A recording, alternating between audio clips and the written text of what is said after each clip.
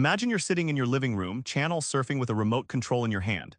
Every beep, every click feels like a tiny rebellion against endless commercials. But here's the kicker, that remote. It's actually part of a bigger game invented a century ago to make sure your attention isn't really yours. Tim Wu's The Attention Merchants pulls back the curtain on how industries built entire empires by capturing what we think is free, our focus. Let's rewind to the dawn of advertising, where the hunt for your attention was born not on flashy billboards but in small, gritty streets and newspapers. How did humble salesmen turn attention into gold? In 1900 New York, a man named Charles Austin Bates placed ads in subway cars, a groundbreaking move. Suddenly, millions of commuters found themselves surrounded by messages they couldn't escape. This was the birth of a new breed of merchant, one who traded not products alone but your precious, fleeting attention. Think of attention like raw ore.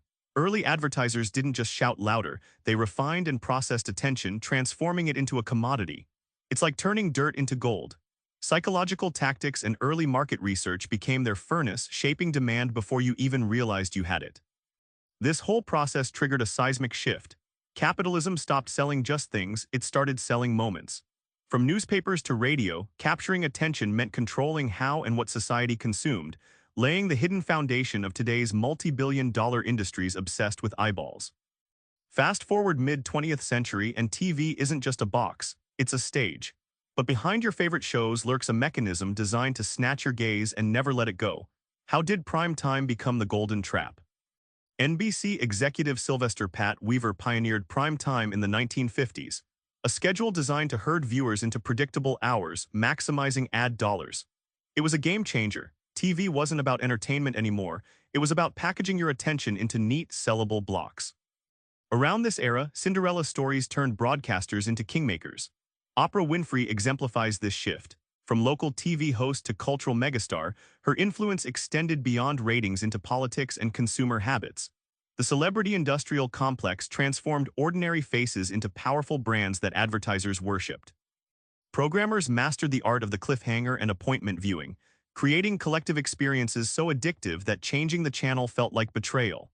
You weren't just watching shows. Your attention was corralled into cattle pens, herded by a perfectly tuned media system hungry for your eyes.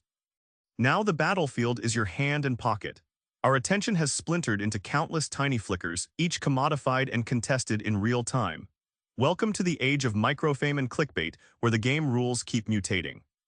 Facebook's news feed algorithms and Google's search ads don't just serve content, they sculpt your digital landscape to hook you endlessly.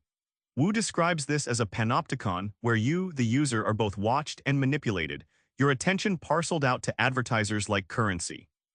Clickbait headlines explode across your feeds promising miracle cures or scandalous gossip. The result? Information overload and eroding trust.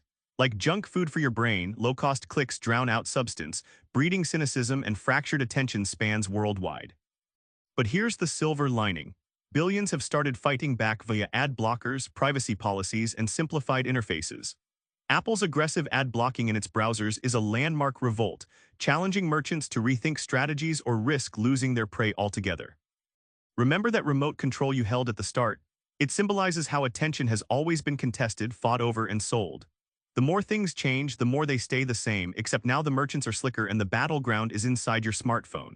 So try this. Next time you scroll or switch channels, ask yourself, who's really in control here? Own your gaze. Subscribe for more book summaries like this one.